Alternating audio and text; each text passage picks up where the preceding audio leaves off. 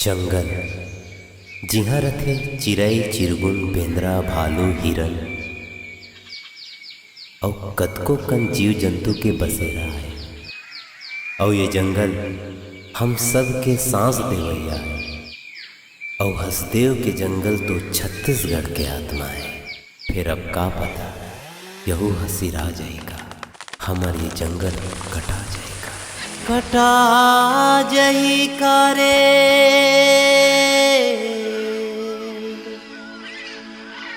कटा जाएगा रे, ये कटा जाएगा।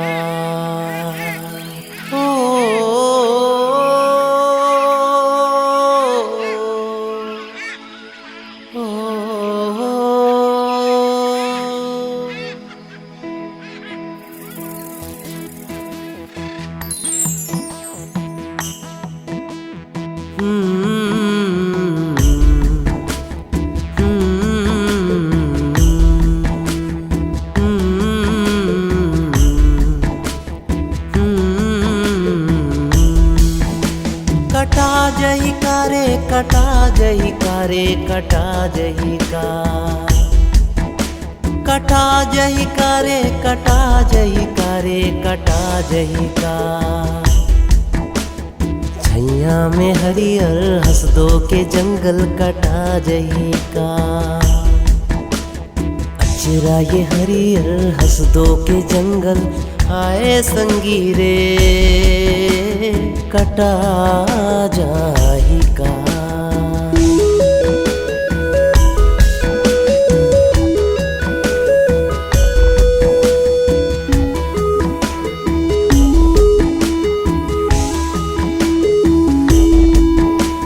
कुरिया कुरबा के हरियर में छैया छत्तीसगढ़ के सांस रखिया।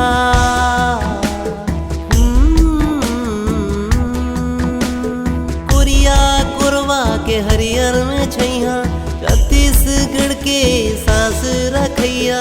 कट कटावत बांस के भीरा, जड़ी बूटी हरे मनखे के पीरा।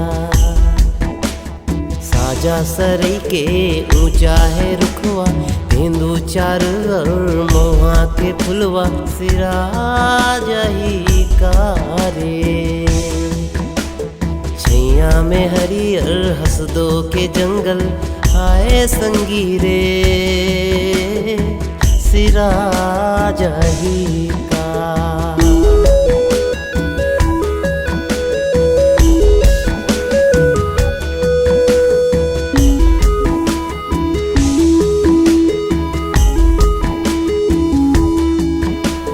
बेंदरा भालू हाथी बन के रहैया, आदिवासी जंगल के रखैया। बेंदरा भालू हाथी बन के रहैया, आदिवासी जंगल के रखैया। बन के कटाए माँ कहाँ ये जाही, दर दर भटकत दुख ला पाई। जलऊ जंगल जमीन के खातिर विकास के आगू माँ चाटी के जैसे रम जाही कारे। हिरनी के चंचल हसदो के जंगल आए संगी रे, सिरा जाही का।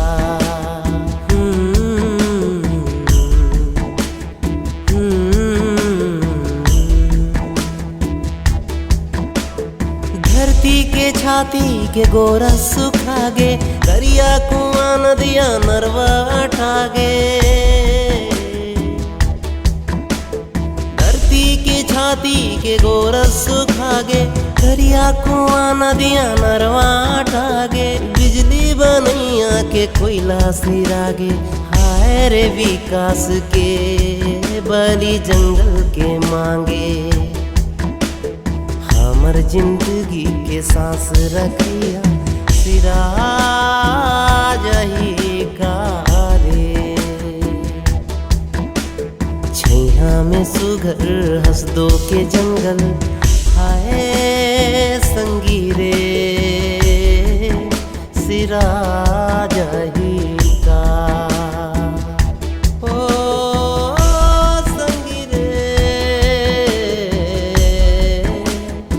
बचा ले होगा।